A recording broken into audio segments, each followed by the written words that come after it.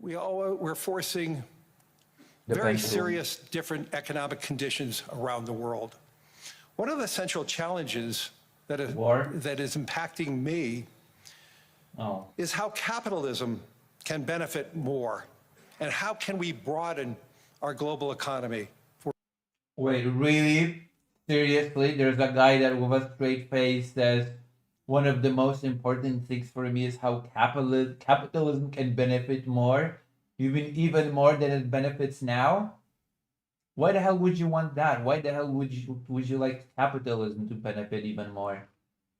For greater and greater more. This is insane. One of the central challenges that is impacting me. Yeah, that's the biggest challenge. How can we make capitalism? Is how capitalism can benefit more. Oh my God, how capitalism can, that's the biggest challenge of the day, right? How capitalism can benefit more. And how can we broaden our global economy for greater and greater participation? That is a question where the president has shown real leadership through investing in infrastructure, reducing barriers to growth, and initiatives like the Trump account, designed to give more Americans a direct stake in the growth of the What infrastructure has Trump invested in exactly? U.S. economy. As he enters the second year of his second term, we are interested in hearing his plans for 2026 and beyond, and will no doubt create more like terrified to hear his plans. More and more conversation. And that's what the forum is about. A serious conversation in the spirit of dialogue. Discussions where the world is headed, where are we going? And these discussions would be incomplete without the President of the United States, the most important leader in the world. We appreciate him here, so let me introduce and welcome. Appreciate him here, so let me introduce and welcome back to Davos the President of the United States, Donald J. Trump. Oh my God.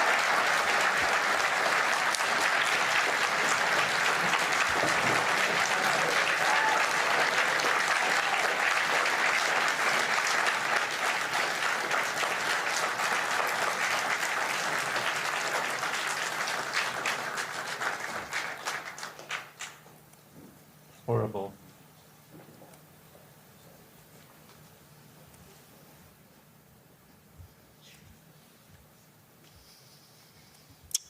Well, thank you very much, Larry. It's great to be back in beautiful Davos, Switzerland, and to address so many respected business leaders, so many friends, few enemies,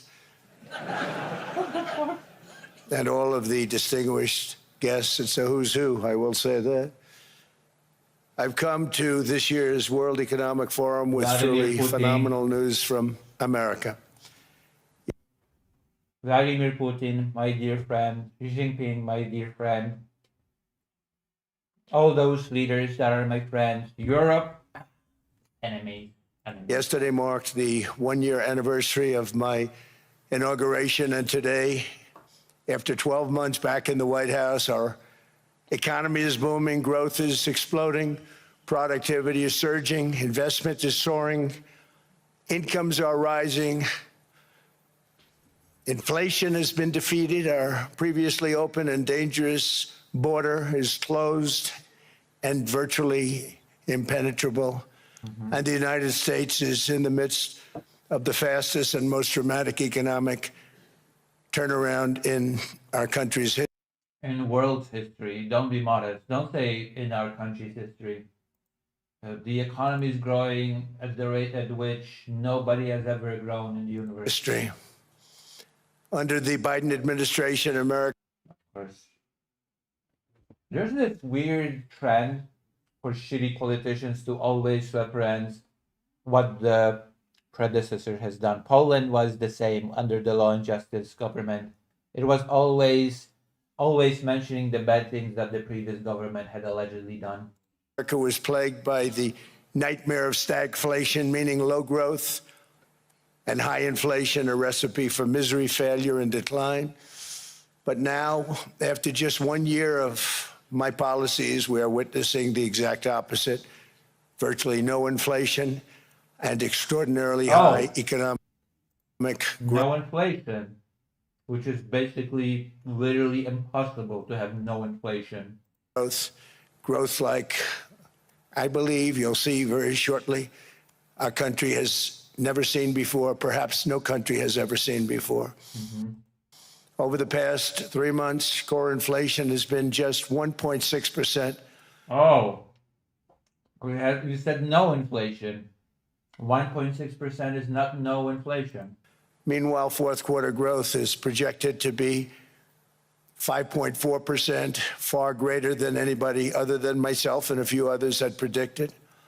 Since the election, the stock market has set 52 all-time high records.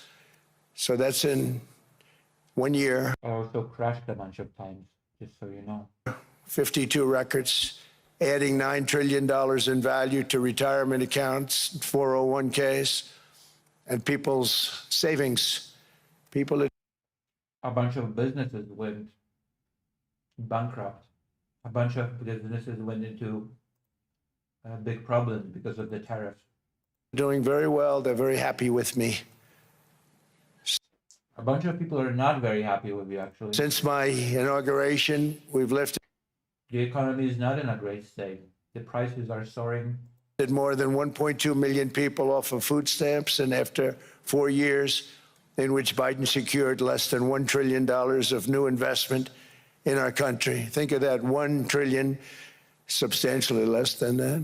In 4 years, we've secured commitments for a record-breaking In 4 years? in $18 trillion, and we think when the final numbers come out, they'll be closer to $20 trillion of investment.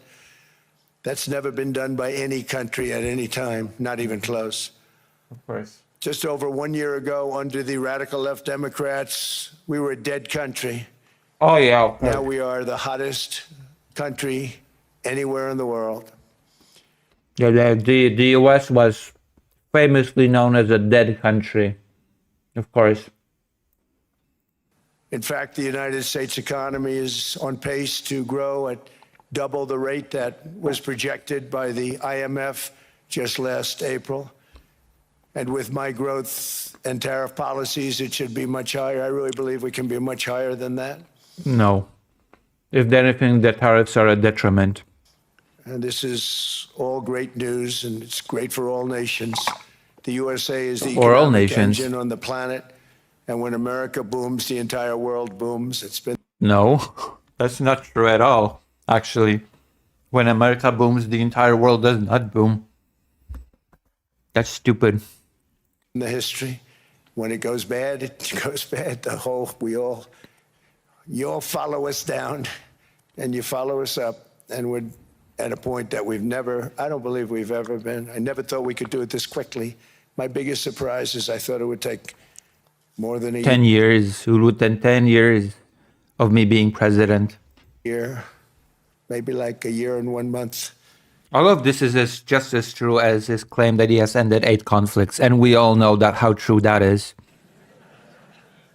But it's happened The only bad thing about me is that I'm so great and brilliant. very quickly. This afternoon, I want to discuss how we have achieved this economic miracle, how we intend to raise living standards for our citizens to levels never seen. Okay, I feel like I have to do this.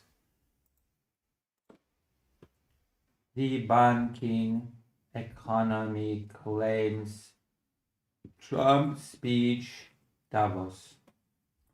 There we go.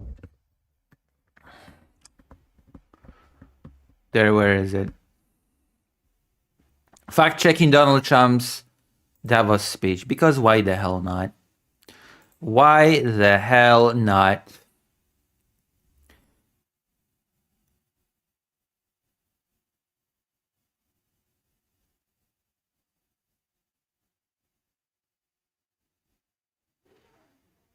I want the economy claims. Fact checking Trump economy claims Davos speech. I want the economy claims. Oof. I know that he says a lot of stupid things when it comes to the international politics, but I want to know Fact check Trump's barrage of false claims at Davos because, it's all about lying. NATO, economy. I want the claims about the economy. Greenland, other claims. There you go. Investment in the US. Trump spoke of the 18 trillion in investment he claimed he secured in his first year back in office. This figure is fictional. The White House own website uses a 9.6 trillion figure for major investments announcements. And even that figure is wildly inflated. Inflation under Trump. Trump said at one point that the US has virtually no inflation, then said later in the speech that there is no inflation. The US has inflation. In December 2025, prices were up 2.7% from the previous December and 0.3% from December 2025. Inflation under Biden, part 1. Trump claimed he is driving inflation way down from the record heights of the Biden administration, adding every month they went up and up and up. But inflation steadily went month after month, fell month after month during the latter part of the Biden presidency after rising to a 40-year high of 9.1 in June 2022, declining to a 3.0 year-over-year rate. In January 2025, the month Trump returned to office. Trump said Biden gave us perhaps the worst inflation in American history because, of course, everything that the predecessor did is always going to be the worst in history, no matter what it is. Adding that others say it was the worst in 48 years, but I say forever, and that I think 48 years is the equivalent to forever. The 9.1% rate in June 2022 was a 40-year high. That was nowhere close to the all-time high of 23.3.7%, which was set in 1920. So there we go. I guess we can use this as a fact checker. Whenever we hear a claim, we're going to go here and see if any of it checks up. Okay?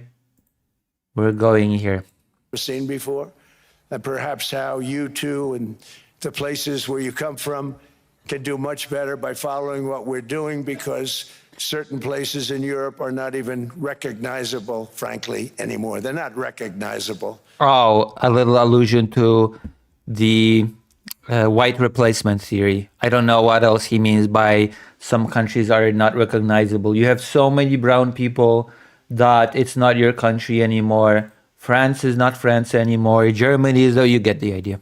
And we can argue Your culture is being erased. about it, but there's no argument. Friends come back from different places. I don't want We can argue about it, but my conspiracy theory is absolutely correct. to insult anybody and say I don't recognize it. And that's not in a positive way. That's in a very negative way. Yeah, too many brown people, huh? And I love Europe, and I want to see Europe go good, Go good as in go white.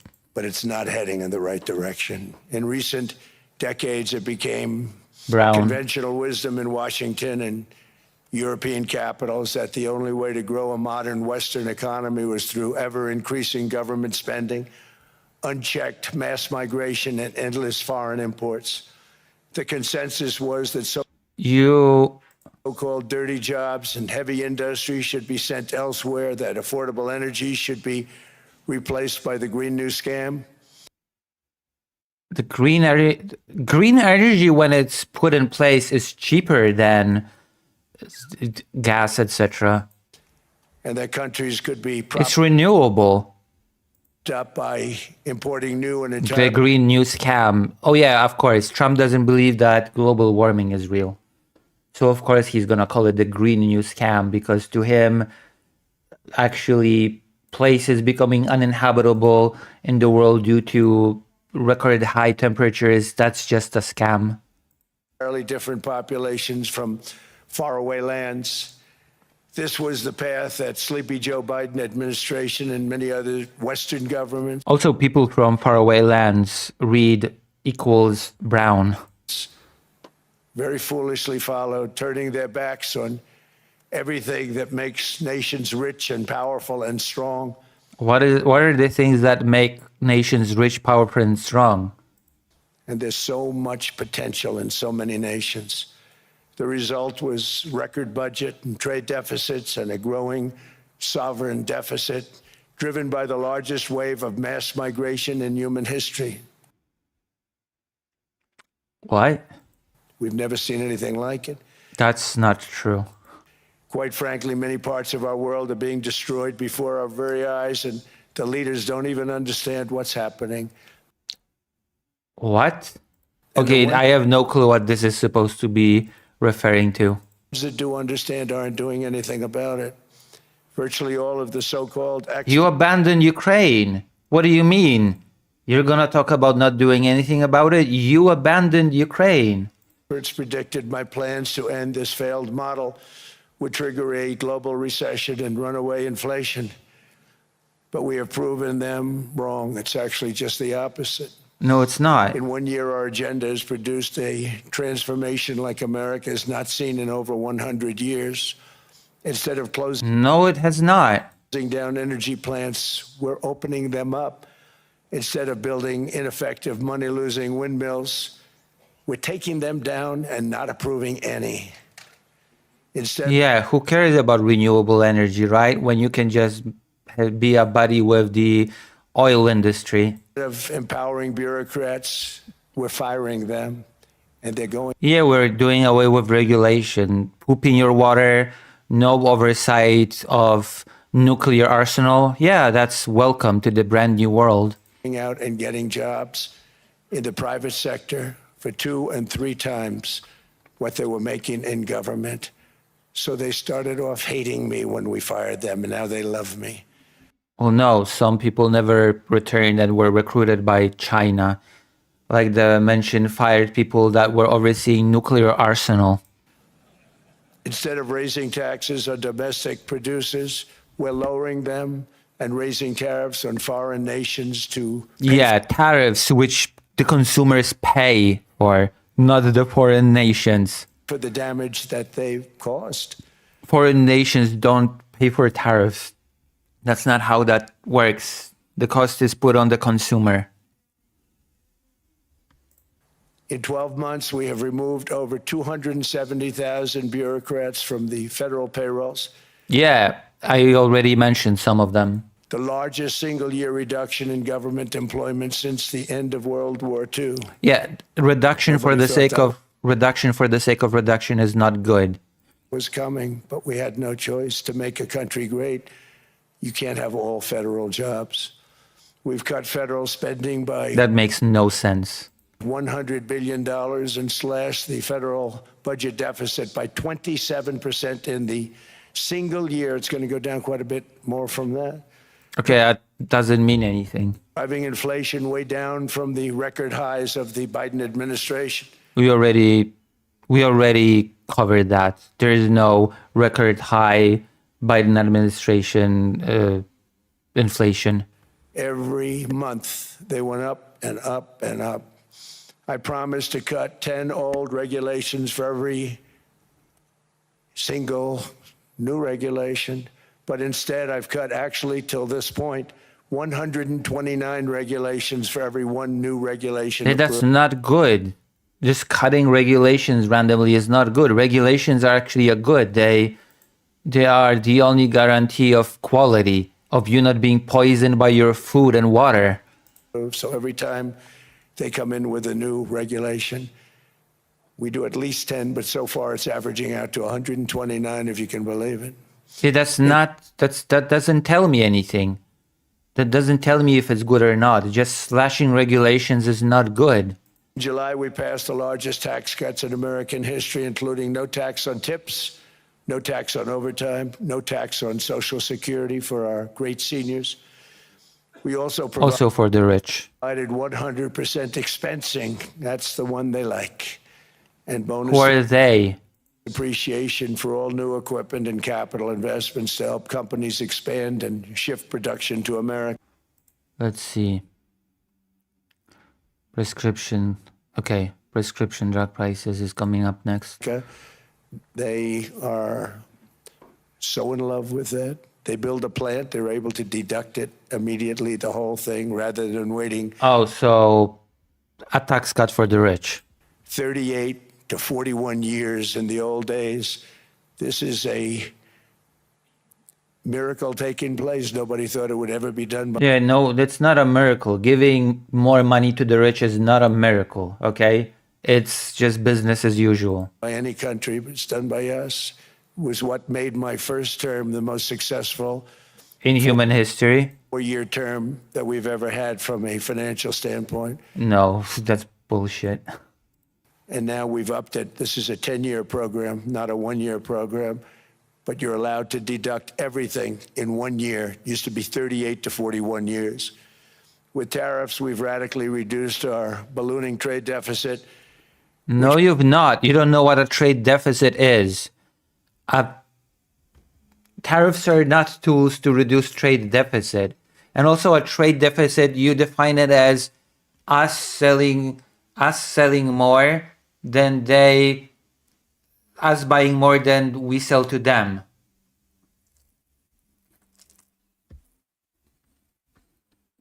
Which was the largest in world history. We were losing more than $1 trillion every single. No, it wasn't.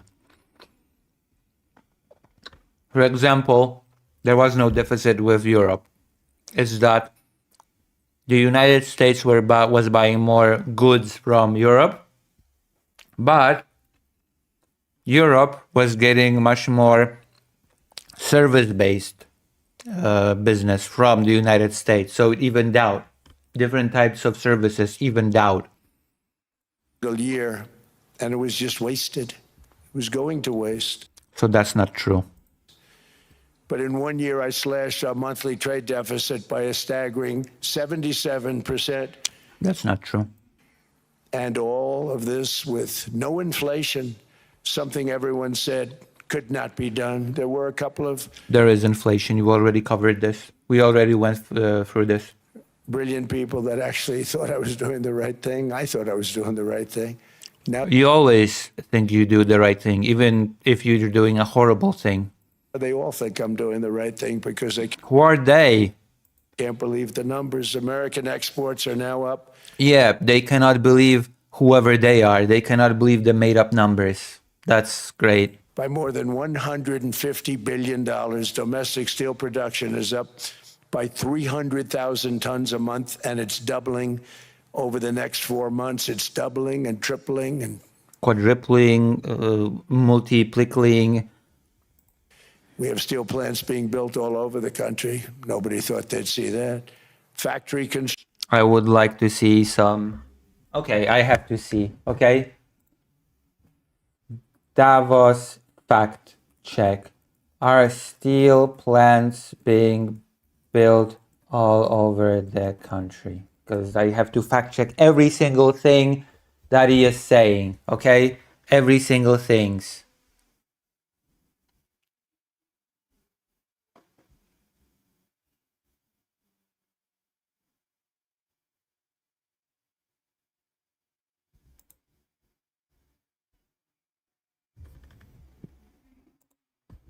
Steel. Where is this?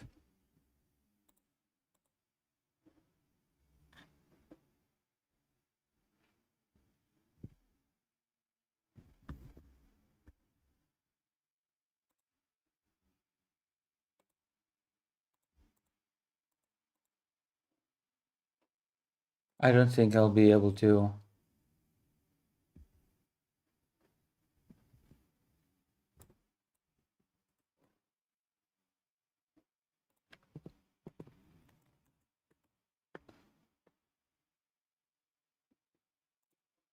AI?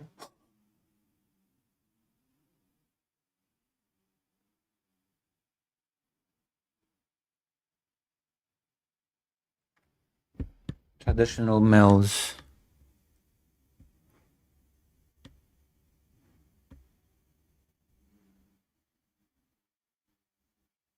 Not in every state, but there are new plants being built. Construction is up by 41%, and that number is really going to skyrocket right now because that's during a process that they're putting in to get their approvals, and we've given very, very quick, fast approvals. In the process, we've made historic trade deals with partners covering 40% of all U.S. trade. What are those partners? I hate that I have to fact check every single thing that he says, but I can not take anything that he says at face value ever. Some of the greatest companies and countries in the world. We have countries as our partner, too. The European nations, Japan, South Korea. They're our partners. They've gone into massive deals with us. You've been treating them as enemies. You've been treating Europe as enemies. You've been wanting to destroy the European Union by breaking it down. It's just really silly. Especially on oil and gas. And these agreements raise growth and cause stock markets to boom, not only in the U.S., but virtually every country that came to make a deal, because, as you've learned, when the United States goes up, you follow. It's really become Who is you? a staple. In America, I've stopped the nation-wrecking energy policies that drive up prices while sending jobs and What are the... factories to the world's worst polluters. They are indeed The United States is one of the biggest polluters. Straight up. Along with China and India, I think. polluters under Sleepy Joe Biden. New domestic oil and gas leases fell by 95%. Think of that. The United States is one of the biggest polluters on the planet. Then they wonder, why was gasoline going up so fast? The gasoline actually topped $5 a gallon, and some places $7 a gallon, and more than 100 major power plants were... Okay, gas. Okay, let me see. Gas prices. Trump claimed gas prices are $2.30 a gallon in most states. Then added, and will soon be averaging less than $2 a gallon. In many states, it's already down even lower, $1.95 a gallon. Numerous states are at $1.99, but no state had an average gas price on Wednesday below about $2.34 per gallon. In Oklahoma, according to AAA, only 10 states had an average below $2.50 per gallon. While there are some individual gas stations selling gas for below $2 per gallon, they are scarce. Patrick Dehan, head of petroleum analysis for the First Gas Buddy, told CNN on Tuesday that the firm found fewer than 100 stations across the country below $2, aside from special discounts on the roughly 150,000 stations the firm tracks. Violently shut down by incompetent people that had no idea what the hell they were doing. Under my leadership, U.S. natural gas production is at an all-time high by far. U.S. oil production is up by... Yeah, we should not be upping production of oil. Again, global warming is not some fiction, as much as Trump would like you to believe that. 700 Renewable energy was not just some fancy that countries decided on one day to screw everything up. 30,000 barrels a day, and last week we picked up 50 million barrels. But I guess who cares if our planet dies? Who cares about the future generations? Trump doesn't care. Trump will be dead, so he won't live to see the repercussions of what he's doing. From His children will, but does he care about that? Does he actually care about the future of the human race? I kind of don't think so. Venezuela alone. Venezuela has been an amazing place for so many years, but then they went bad with their policies. 20 Yeah, so we had to invade them and steal their oil. Thank years you. ago, it was a great country, and now it's got problems, but we're helping them. And Yeah, we're helping them by invading them and running the country ourselves indefinitely. those 50 million Great help. barrels, we're going to be splitting up with them, and they'll be making more money. So we're going to be taking their resources. They've made it a long time. Venezuela is going to do fantastically well. We appreciate all of the cooperation we've been we've been given great cooperation. Once the attack We appreciate all the cooperation we've been giving. What the fuck does that mean? ended, the attack ended, and they said, let's make a deal. More people should do that. More people should be invaded by the US and ask for a deal? But Venezuela is going to make more money in the next 6 months than they've made in the last 20 years. Every major oil company is coming in with us. It's amazing. That's not true. Oil companies said that Venezuela is... what did they say? They say that you could... uninvestable is what the term that they've used. Oil companies said that Venezuela is actually not fit for investment. Amazing. It's a beautiful thing to see. The leadership of the country has been That is actually what the major oil companies said. good. They've been very, very smart. The price of gasoline is now below $2.50 No, it's not. We already went through this. cents a gallon in many states, $2.30 a gallon in most states, and we'll soon be averaging less than $2 a gallon. In many places, it's already down even lower, $1.95 a gallon. Numerous states are at $1.99, numbers that nobody has heard for years. Yeah, of course nobody has heard these numbers because those numbers are made up. It's not an achievement to start saying made up numbers. Actually, since my last administration, we got it down to around those numbers. I've signed an order directing and approval of many new nuclear reactors. We're going heavy into nuclear. I was not a big fan because I didn't like the risk, the danger, but they have the progress they've made with nuclear is unbelievable. Who are they? And the safety progress they've made is incredible. We're very much into the world of nuclear energy, and we can have it now at good prices and very, very safe. And we're leading the world in AI by a lot. There you go, AI. I know that AI is something that I'm prepared, okay? I'm ready to fact check, okay? AI. Okay? AI. AI and power, okay?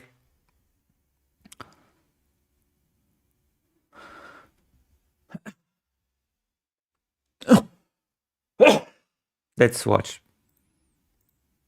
We're leading China by a lot. I think President Xi respects what we've done, in part because I've allowed these big companies building these massive buildings to build their own electric capacity. They're building their own power plants, which when added up is more than any country anywhere in the world is doing. I read recently an article in the Wall Street Journal that China's creating so much energy, and they are, I got to hand it to them. But we're creating as much or more, and we're letting them do that. I'm very proud of it. We're letting them do that? It was my idea. I said, you can't create this much energy. We needed more than double the energy currently in the country just to take care of the AI plants.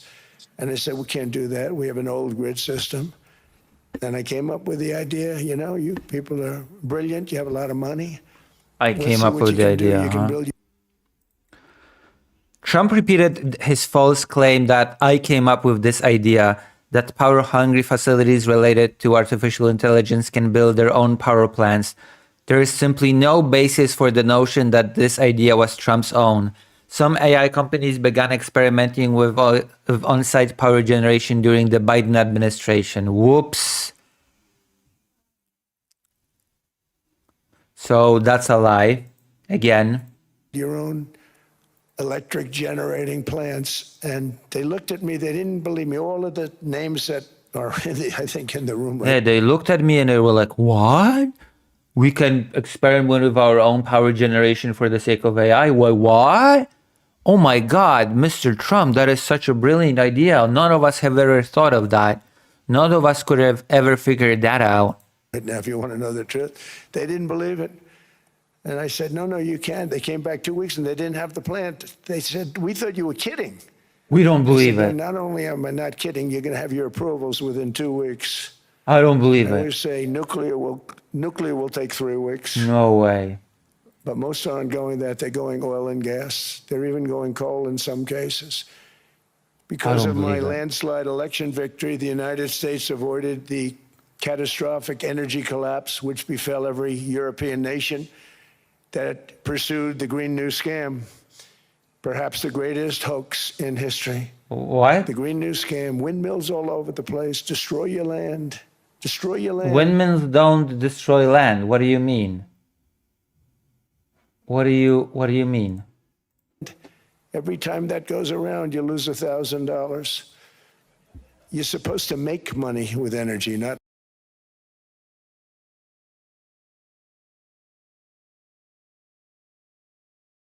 lose money. Actually, you're supposed in to Europe- make energy with energy. And the energy is supposed to become cheaper and cheaper. We've seen the fate that the radical left tried to. That's basically the gist of it. It's all about making money always. You're supposed to make money on the. You're not supposed to provide people with cheap energy. You're supposed to make money. Impose on America. They tried very hard. Germany now generates 22% less electricity than it did in 2017, and it's not the current chancellor's fault. Yeah, it has to be, energy has to be replaced with renewable energy because our planet is actually on the way down. Okay, global warming is an actual phenomenon. It's not a made up thing. That makes no sense what he is saying now. If renewable energy is so bad, it brings no benefit energy wise or profit wise, then what? Does Trump actually Trump saying that the whole thing, the whole world just conspired to do something completely pointless? He's solving the problem. He's going to do a great job. But what they did before he got there, I guess that's why he got there. And electricity prices are 64% higher.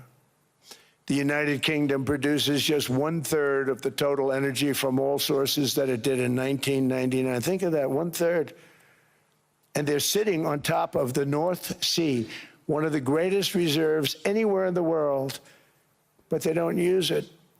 And that's one reason why their energy has reached catastrophically low levels with equally high prices. High prices, very low levels. Think of that, 1/3. And you're sitting on top of the North Sea, and they like to say, well, you know, that's depleted. It's not depleted. It's got 500 years. They haven't even found the oil. The North Sea is incredible. They don't. Yeah, more oil, more oil. Who cares about our planet, right?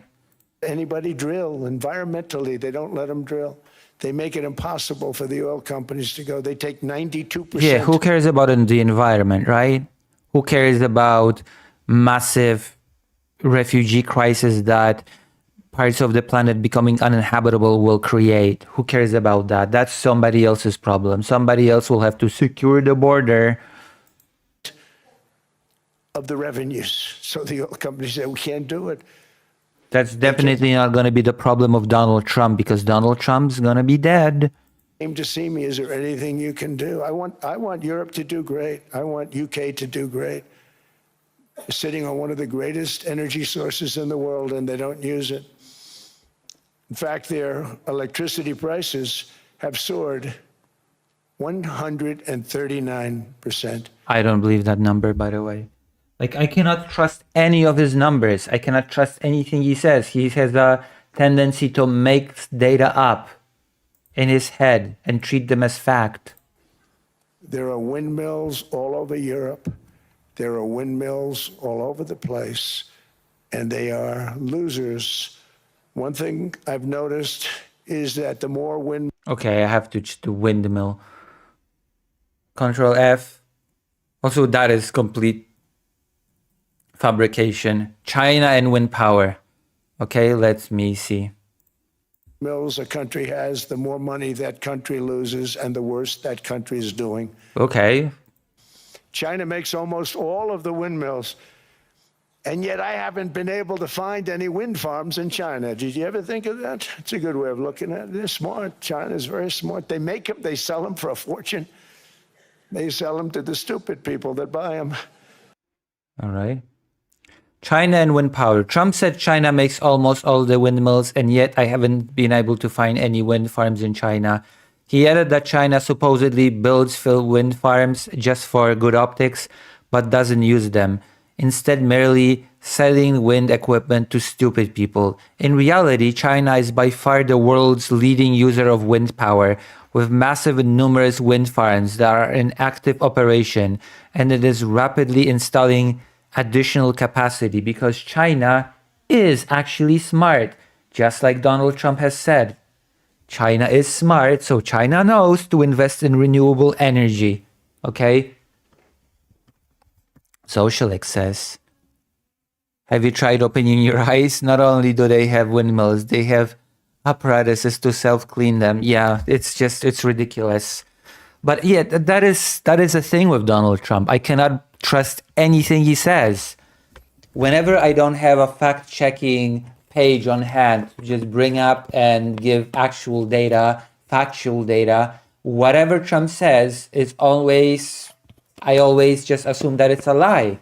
Whatever number he gives, I'd never trust it. Whatever thing he says, I can never believe it because he lies and lies and lies all the time. Whatever claim he makes, I always go to any random fact-checking page and it turns out to be a complete fabrication. What a surprise. But they don't use them themselves. They put up a couple of big wind farms, but they don't use them. They just put them up to show people what they could look like. They don't spin, they don't do anything. What the fuck does that mean? Yes, they use it. They use a thing called coal mostly. But China goes with the coal, they go with oil and gas. They're starting to Yeah, look. Trump would really like us to return to coal en masse. That would be a disaster for our environment. But then Trump does not even believe in an environmental crisis that is engulfing our planet. Trump talks about polluters, but the United States is one of the biggest polluters. So we're doomed, I guess. We're all screwed up. We're all screwed with Donald Trump. Like, okay, Trump may go away, but the damage that he does to the planet in the meantime, because that is something that is actually not really spoken about, is largely not going to be reversible. We already were for a long time on the brink of irreversible damage to our environment. And instead of trying to reverse it, reverse course, you know, to try to move to a place where we will not make situation worse, Trump is accelerating the process of making the situation worse. Look at nuclear a little bit, and they're doing just fine. They make a fortune selling the windmills, though, and I think really that's one that they wouldn't be surprised if it stopped. They are shocked that it continues to go. They're very friendly with me. They're shocked that people continue to buy those damn things. They killed the birds. They ruin your landscapes. Other than that, I think No, they don't. they're fabulous, by the way. Stupid people buy them. The consequences of such destructive policies have been stark, including lower economic growth, lower standards of living. Yes, renewable energy leads to lower economic growth somehow. It's not going to be demonstrated. It's not going to be backed up by any data. He's just going to say it. We should just depend on oil companies and we should destroy our planet because renewable energy is evil. Lower birth rates, more. But then again, what do I even expect if the guy that introduced Trump opened with my biggest challenge, the biggest challenge of our time is how can capitalism benefit more? Socially disruptive migration, more vulnerability Sorry, to heights, more socially disruptive migration. what is socially disruptive migration? Oh yeah, brown people, of course. More vulnerability to hostile foreign adversaries and Okay, what does that mean?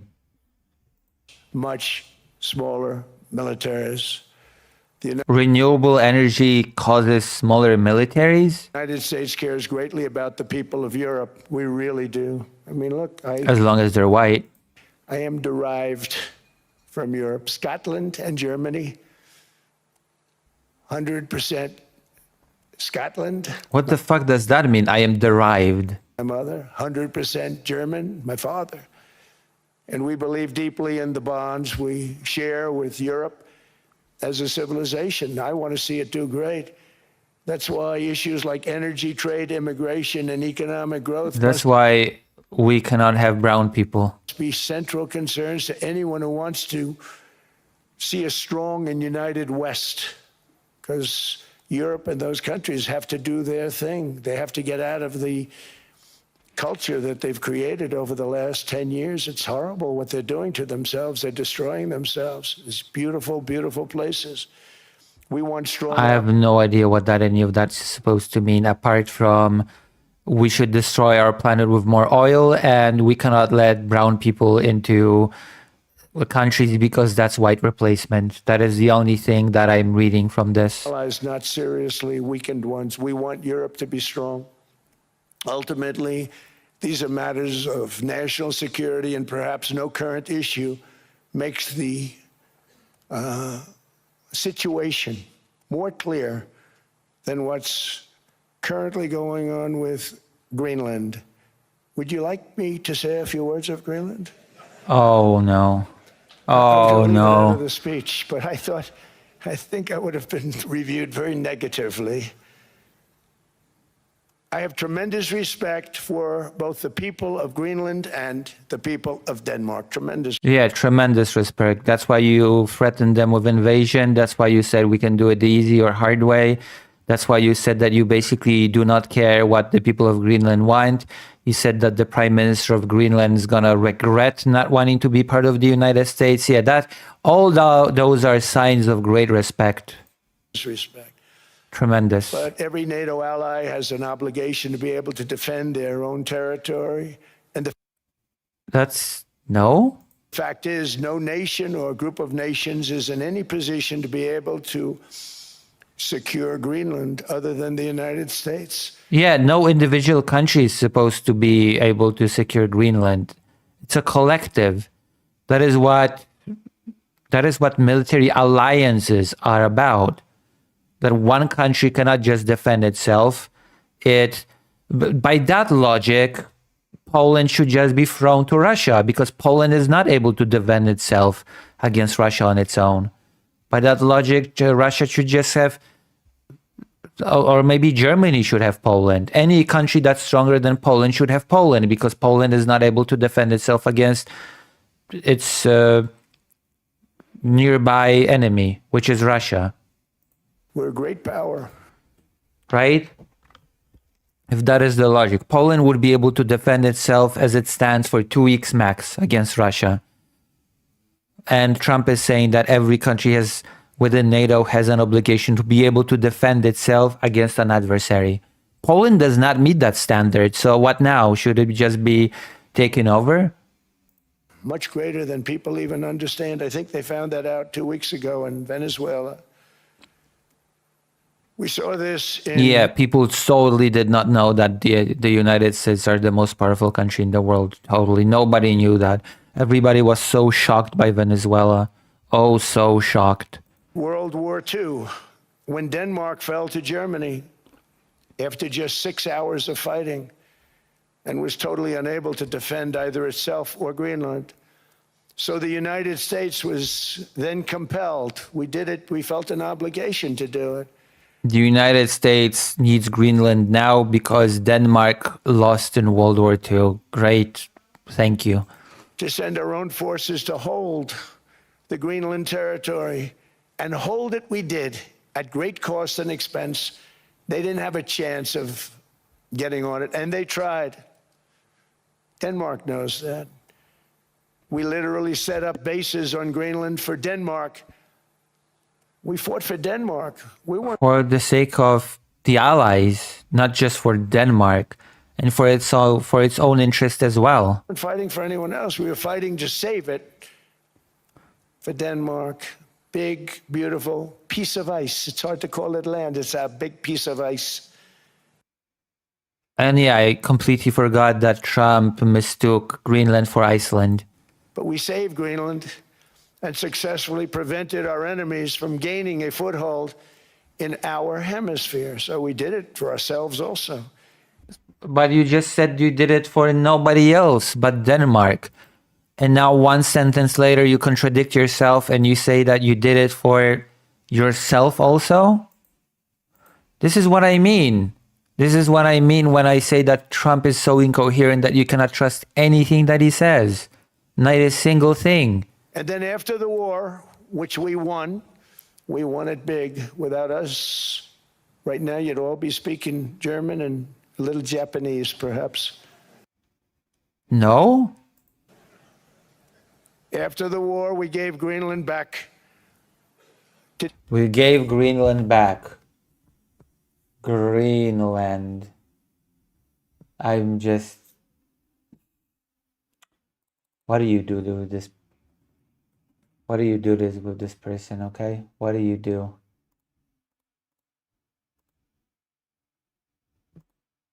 Greenland. Trump repeatedly referred to Greenland as Iceland. And he also did in remarks the day prior, but that wasn't his only inaccuracy on the subject of Greenland. He repeatedly referred to Greenland as a piece of ice, saying at one point, "What I'm asking for is a piece of ice, cold and poorly located, that can play a vital role in world peace and world protection." He also said, "It's hard to call it land. While Greenland is icy, it is no more piece of ice. It is no mere piece of ice. It is a vast land mass where more than 56,000 people live." Trump made no mention of the local population, which is overwhelmingly opposed to a US takeover, which he said that he had great respect for, by the way, the people of Greenland. Trump correctly noted that the US built military facilities in Greenland during World War II when Denmark was occupied by Nazi Germany and unable to protect Greenland. But he complained after the war, "We gave Greenland back to Denmark. How stupid were we to do that? But we did it. But we gave it back. But how ungrateful are they now?" Greenland was never a US possession to give back. The 1941 agreement that allowed the US military to operate in Greenland explicitly said that Denmark retained sovereignty over the territory.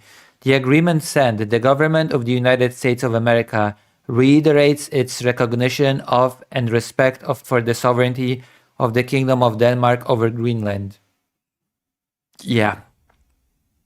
It also said the Kingdom of Denmark retains sovereignty over the defense areas mentioned in the preceding articles, and its preamble noted, "Although the sovereignty of Denmark over Greenland is fully recognized, the present circumstances for the time being prevent the government in Denmark from exercising its powers in respect of Greenland." Trump did claim later in the speech that the US had Greenland as a trustee during the war, but he did not clearly explain that it was operating in a territory it explicitly said belonged to Denmark. At another point in the speech, Trump said, "There is no sign of Denmark there. The Danish military presence in Denmark has long been small, but it existed long before Trump's push to take over the territory, and Denmark has stepped up the presence in recent weeks." Well, that's obvious. A couple of countries has sent military to Greenland. To Denmark. How stupid were we to do that? But we did it. But we gave it back. But how ungrateful are they now? So now our country and the world face much greater risks than it did ever before because of missiles, because of nuclear, because of weapons of warfare that I can't even talk about. 2 weeks ago. Oh my God. Yeah, that's why the US was threatened to, was just forced to threaten its own allies. They saw weapons that nobody ever heard of. They weren't able to fire. The US was just forced to threaten its own allies in NATO because of weapons that he cannot even speak about, the dangers that are too great to even mention, to even whisper. Shot at us. They said, "What happened?" Everything was discombobulated. They said, "We've got him in our sights. Press the trigger." By the way, again, with this whole talk about Greenland just demonstrates that Trump does not think very much of NATO. Simone Pierre says, "Hello, Political Lucy. Hello, hello. I'm trying to grow this channel into something, okay? I'm sticking to my plan of having gaming and politics separate. And I am perfectly positive that that kind of policy on my part will bring, it will bring me success, okay? As long as I have beautiful viewers such as you, I will find success in the streaming world. Trigger and nothing happened. No anti-aircraft missiles went up. There was one that went up about 30 feet and crashed down right next to the people that sent it. They said, "What the hell is going on?" Those defensive systems were made by Russia and by China. So they're going to go back to the drawing boards, I guess. Greenland, Yeah, but it's Russia, and this is so incoherent, okay? If Russia and China are so incompetent at making weapons systems, as you just alluded to, then what was the danger of China and Russia invading and taking over Greenland under NATO protection? is a vast, almost entirely uninhabited and undeveloped territory. It's sitting undefended in a key It strategic... was defended. It's part of NATO. It's under the umbrella of NATO. It is definitionally defended. Article 5. Hello. Again, if NATO is such a weak force, if NATO is such a weak alliance that it means nothing in terms of deterrence, then why is Ukraine not allowed to join it? strategic location between the United States, Russia, and China. That's exactly where it is, right smack in the middle. Wasn't important nearly when we gave it back. You know, when we gave it back, Also, you never gave it back. It never belonged to the US. it wasn't the same as it is now. It's not important for any other reason, you know, everyone talks about the minerals. There's so many places. There's no rare earth, no such thing as rare earth. There's rare processing. Yes, there is. There literally is something such as rare earth, because they're very specific minerals. What are you? Yes, there is such a thing as rare earth. But there's so much rare earth. And to get to this rare earth, you got to go through hundreds of feet of ice. That's not the reason we need it. We need it for strategic national security and international security. So you already have it in terms of international security. NATO exists. Denmark is part of NATO.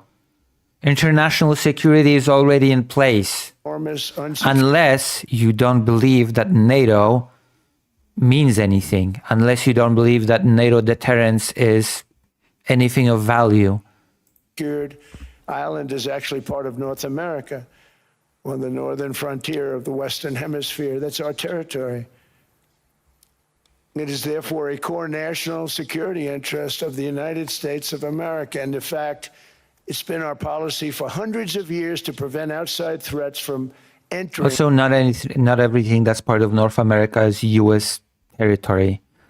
I did not think I would have to say that. I think Canada and Mexico feel a bit uneasy when it's hearing something like that. Our hemisphere, and we've done it very successfully. We've never been stronger than we are now. That's why American presidents have sought to purchase Greenland for nearly 2 centuries. You know, for 2 centuries they've been trying to do it. They should have kept it after World War II, but they had a Kept it. They never had it. Let me see if there's nothing else. different president. That's all right. People think differently.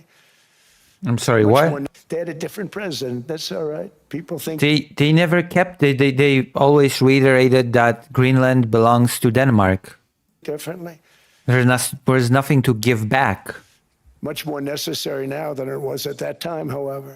Why? In 2019, Denmark said that they would spend over $200 million to strengthen Greenland's defenses. But as you know, they spent less than 1% of that amount. 1%. There's no sign of Denmark there. And I Yes, there is. We already went through that. We already fact-checked this. say that with great respect for Denmark, whose people I love, whose leaders are very good. Okay, if their leaders are very good, then why are you saying that they're being incompetent? It's the United States alone that can protect this giant mass of land, this giant piece of ice. There you go. The United States does not trust NATO. NATO is a dead alliance, and only the United States can secure anything. And the only way that the United States will want to secure it is if it owns it, because ownership means more than, I don't know, renting. Develop it and improve it and make it so that it's good for Europe and safe for And Europe. yes, that is the argument that was put forward by the Trump administration, unironically. We only can be motivated to defend a piece of land if we own it. And good for us. And that's the reason I'm seeking immediate negotiations to once again discuss the acquisition of Greenland by the And what if they say no? United States, just as we have acquired many other territories throughout our history, as many of the European nations have. They've acquired, there's nothing wrong with it. Many of them. Yeah, it has to be done with consent. What if Denmark says no? You're gonna go back to the invasion rhetoric then? Some went in reverse, actually, if you look. Some had great, vast wealth, great, vast lands all over the world. They went in reverse. They're stuck back where they started. That happens too. But some grow. But this Is Trump endorsing colonization? would not be a threat to NATO. This would greatly enhance the security of the entire alliance, the NATO Would Trump like us to return to colonial times? Like he had just alluded to the British Empire. alliance. The United States is treated very unfairly by NATO. I want to tell you that. And when you think about it, nobody can dispute it. We give so much and we get so little in return. And I've been a critic of NATO for many years. And yet I've done more to help NATO than any other president by far, than any other What person. have you done to help NATO? You wouldn't have NATO if You're doing everything to dismantle NATO as we speak, especially in regards to Denmark and Greenland. I didn't get involved in my first term. The war with Ukraine is an example. What's the example? We are thousands of miles away, separated by a giant ocean. Budapest Memorandum. That's the only thing that I'm gonna say. The United States promised to guarantee the integrity of Ukraine's borders. That is the only thing that I'm gonna say to this whole ramble about the war. It's a war that should have never started, and it wouldn't have started if the It was ongoing when you were president for the first time in Donbass. 2020 U.S. presidential election weren't rigged. It was a rigged election. Everybody now knows that. They found out. People will soon be prosecuted for what they did. It's probably breaking news, but it should be. It was a rigged election. Can't have rigged elections. Ah, yeah. I love this. I love this rigged election. He's gonna start prosecuting his political opponents. But yeah, even though it's obvious that it's a bunch of nonsense, let's fact check this as well, okay? Election. The 2022 election. Trump, as usual, referred to the 2020 election as a rigged election. He lost fair and square to Joe Biden. Okay?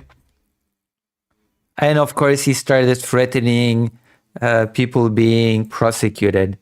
Simon says NATO members bought US weapons for decades. What does he mean NATO did nothing for the US? That's true. You need strong borders, strong elections, and ideally a good press. I always Strong Oh my God. Okay, translation. You need less brown people. You need elections that always go your way, and you need loyal press. You need good say press. strong You need good press. Oh my, that is so shameless. borders, strong elections, free, fair elections, Free, fair elections that always favor you. and a fair media. The media is And the fair media that will never criticize you or never point out anything bad that you're doing and will always praise you.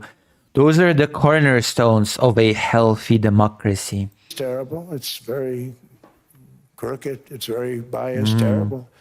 Yes, Someday yes. it'll straighten out because it's Yeah, someday I will arrest all of the people from the media that I don't like, and I will replace them with people that will just write positive pieces about me. And then we will finally reach a level of losing competence. all credibility. Think of it.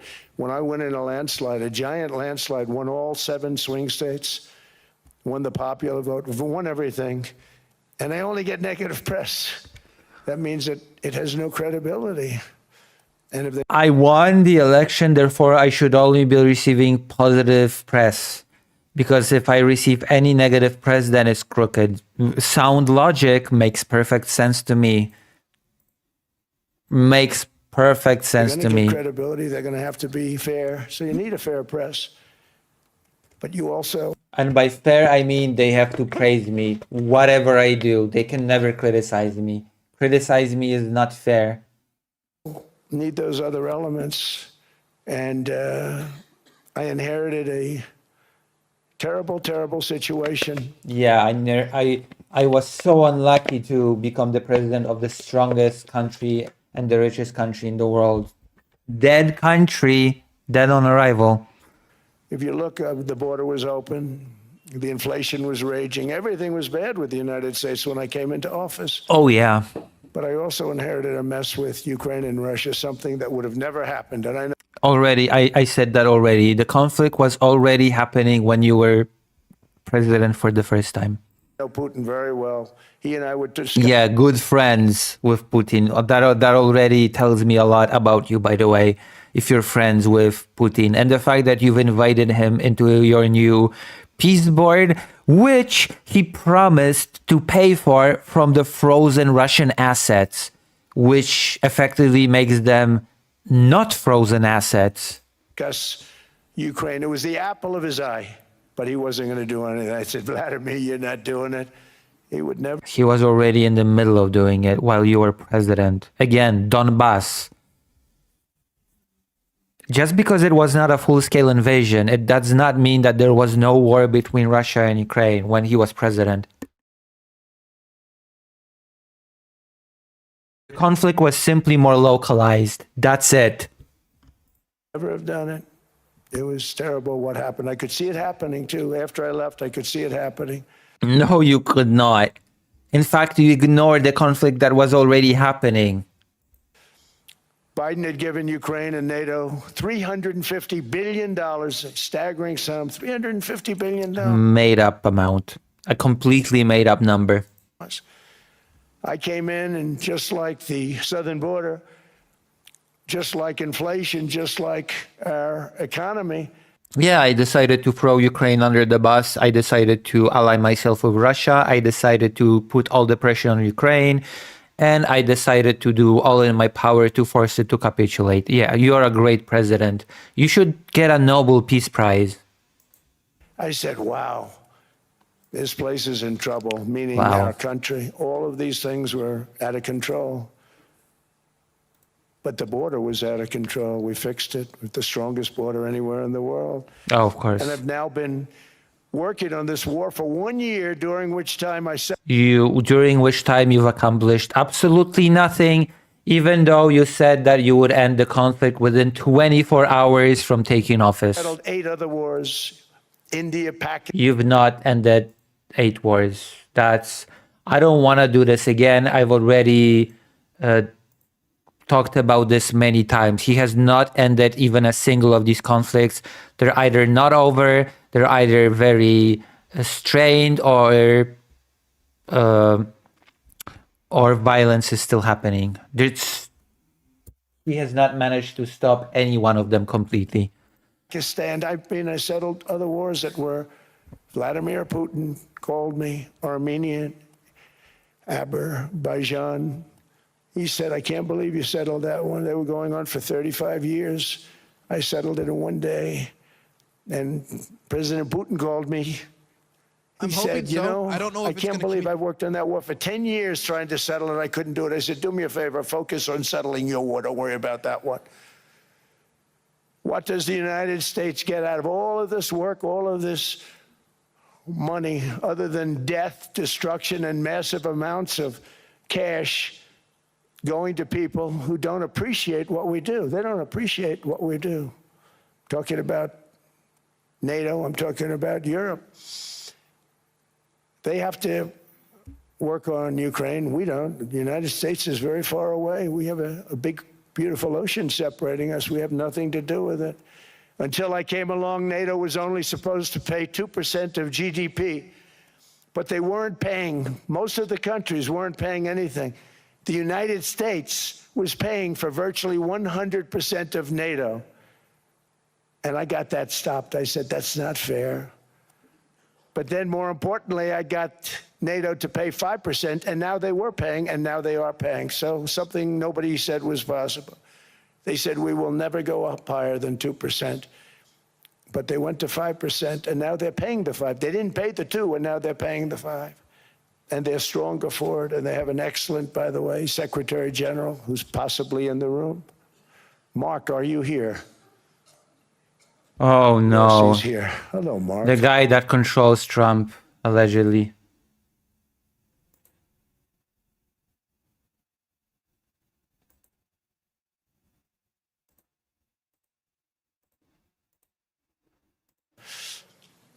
We never asked for anything, and we never got anything. We probably won't get anything unless I decide to use excessive strength and force, where we would be, frankly, unstoppable.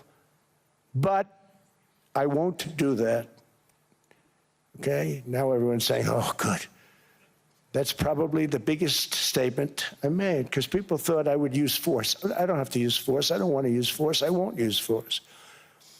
All the United States is asking for is a You were the one that threatened to use force. place called Greenland, where we already had it, as a trustee, but respectfully returned it back to Denmark not long ago after we defeated the Germans, the Japanese, the Italians, and others in World War II. We gave it back to them. You never had it. We were a powerful force then, but we are a much more powerful force now. After I rebuilt the military in my first term and continue to do so today, we have a budget of $1.5 trillion. We're bringing back battleships. The battleship is 100 times more powerful than the great battleships you saw in World War II, those great, big, gorgeous ships, the Missouri, the Iowa, the Alabama.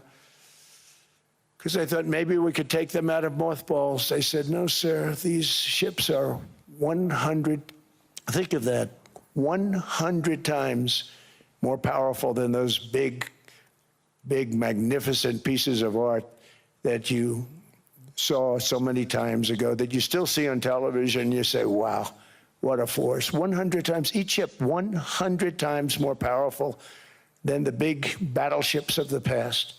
So that was the end of the mothball story. So what we have gotten out of NATO is nothing except to protect Europe from the Soviet Union and now Russia. I mean, we've helped them for so many years. We've never gotten anything, except we pay for NATO. And we paid for many years until I came along. We paid for, in my opinion, 100% of NATO because they weren't paying their bills. No, that's bullshit. Oh, God. And all we're asking for is to get Greenland, including right title and ownership, because you need the ownership to defend it. You can't defend it. Oh, yeah, lease. of course. Number one, legally it's not defensible that way, totally. And number two, psychologically, who the hell wants to defend a license agreement or a lease, which is a large piece of ice in the middle of the ocean where if there is a war, much of the action will take place on that piece of ice. Think of it. Those missiles would be flying right over the center of that piece of ice. All we want from Denmark for national and international security and to keep our very energetic and dangerous potential enemies at bay is this land on which we're going to build the greatest golden dome ever built. We're building a golden dome that's going to, just by its very nature,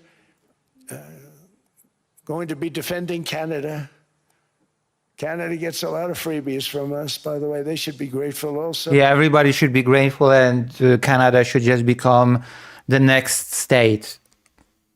But they're not. I watched your prime minister yesterday. He wasn't so grateful. But they should be grateful to us. Canada lives because of the United States. Remember that. Why? Mark, the next time you make your statements. What we did for What does that mean, that Canada exists because of the United? What is that supposed to mean? Israel was amazing. But that's nothing compared to what we have planned for the United States, Canada, and What you've done in... the rest of the world. We are going to build a dome like no other. We did it. We did it for Israel. And by the way, I told Bibi, stop taking credit for the dome. That's our technology. That's our stuff. But they had a lot of courage, and they were good fighters, and they did a good job, and we wiped out the Iran nuclear threat like nobody can believe. The alleged nuclear threat, by the way. Nobody's ever seen anything like it. That, Venezuela, taking down Soleimani. Yeah, Venezuela. Such an achievement that has never been done before, invading and taking over another country's resources. Nobody has ever done that before. Wiping out al-Baghdadi when he tried to reinstitute ISIS. We did a lot. I did a lot of big things. I did a lot. All perfectly executed. Everyone was perfectly executed. Somebody told me that, a military expert told me, sir, everything you've done has been perfectly executed. I said, I know. Sir, everything you do is perfect and amazing, whatever you do. Even your shits are made of gold. I know. So other presidents have spent, whether foolishly or not, trillions and trillions of dollars on NATO and gotten absolutely nothing in return. We've never asked for anything. Yeah, except for being the only country in the existence of NATO to use Article 5. But you know, apart from that, the United States has never asked anything out of NATO. It's always a one-way street. Yeah, always a one-way street. The US has totally never asked for the assistance of NATO allies. Now they want us to help them with Ukraine. Never. Never, ever. US benefits from NATO. Trump claims so. What we have gotten out of NATO is nothing except to protect Europe from the Soviet Union and now Russia. I mean, we've helped them for so many years. We've never gotten anything. This is simply not true. Even leaving aside arguments that the US has reaped important military, economic, and political benefits from the existence of the alliance, NATO came to the defense of the US after Al-Qaeda terrorist attacks of September 11th, 2001. The alliance invoked Article 5, its collective defense provision, for the only time in its history, and member countries formed a coalition to fight a war in Afghanistan alongside US forces. Member countries fought there for years, and many of them suffered casualties. Denmark, for example, lost more than 40 soldiers, one of the alliance's highest per capita death rates. NATO members' defense spending. Trump also claims that until I came along, the US was paying for virtually 100% of NATO, adding we paid for, in my opinion, 100% of NATO. Trump's opinion is factually inaccurate.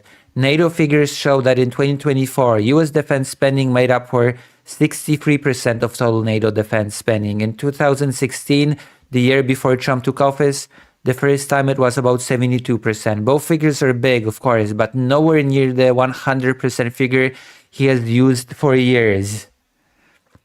And the US contributes a smaller percentage to NATO's own organizational budget. Under an agreement formula, the US provided about 16% of that budget. At the time, Trump returned to office in 2025. When he took office in 2017, it was contributing about 22% of the budget.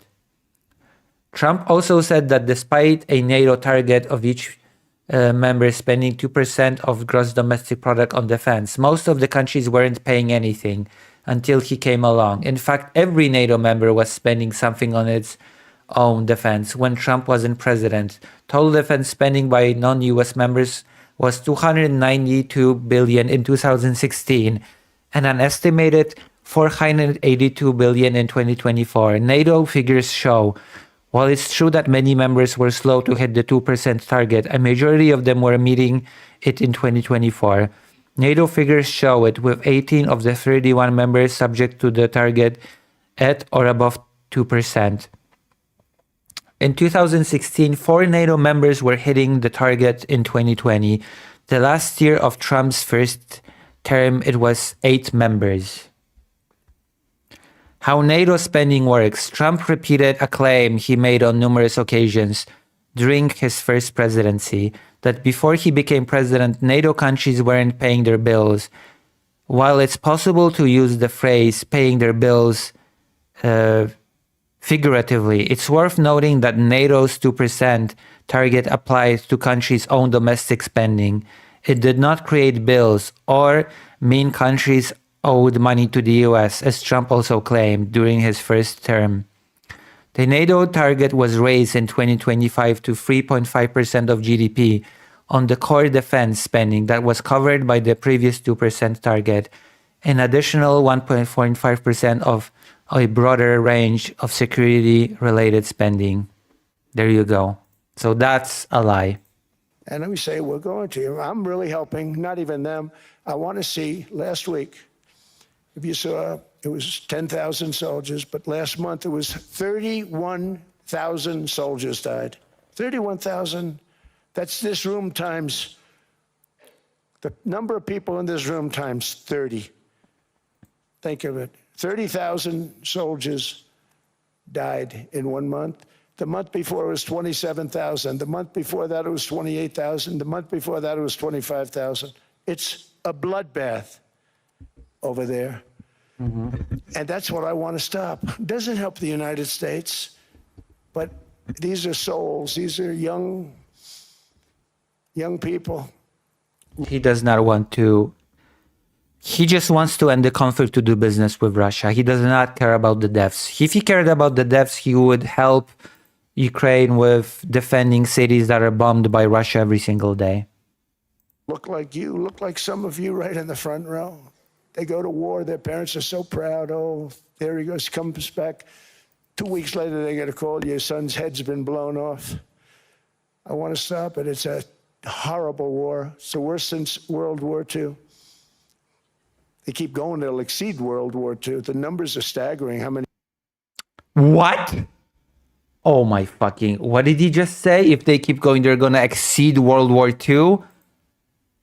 He is the most illiterate man on earth. I'm sorry, the numbers are not even... They're gonna exceed World War II. Holy shit. In the number of deaths. He actually said that. If they keep going like that, they're gonna exceed World War II. Many people they've lost. They don't want to talk Fuck me. about it. Ukraine and Russia lost just tremendous amounts.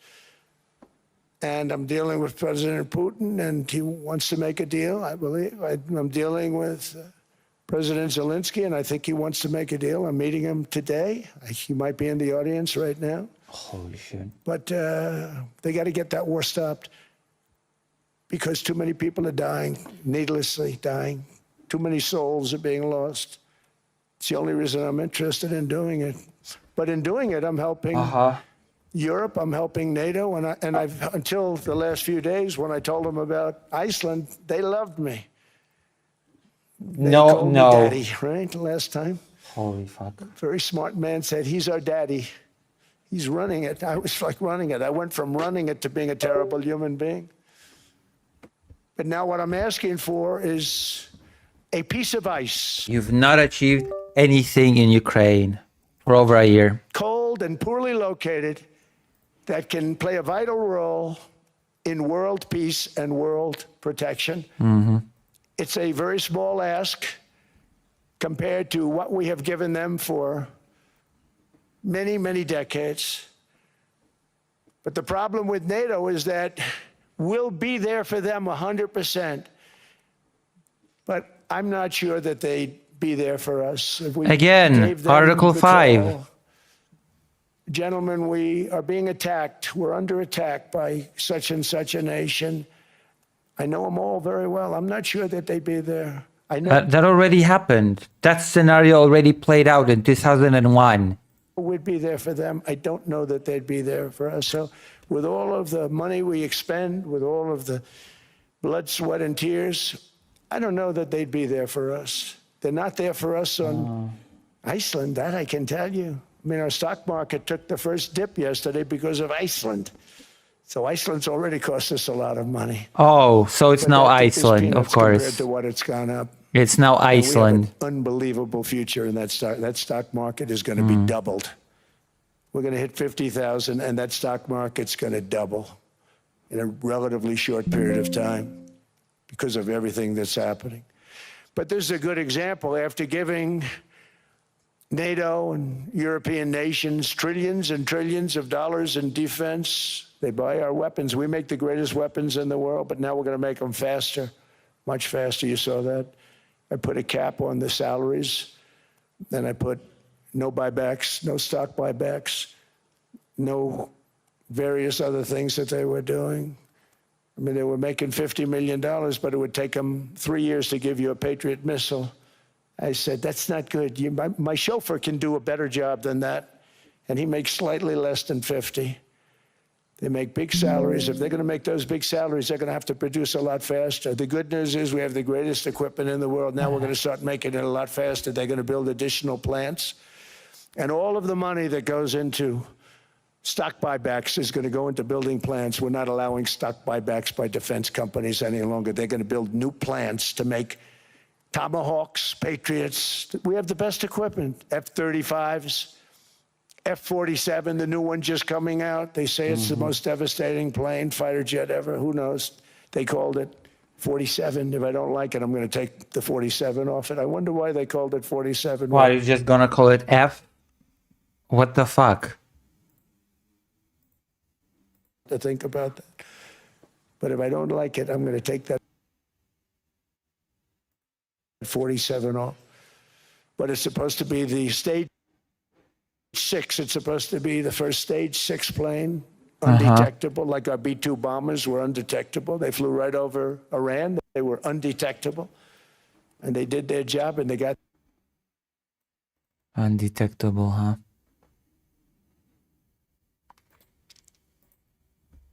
the hell out of there. So we want a piece of Want a piece of ice. I think Ice you've got for more all than ice than protection. you need. and they won't give it. We've never asked for anything else, and Yes, you have. we could have kept that.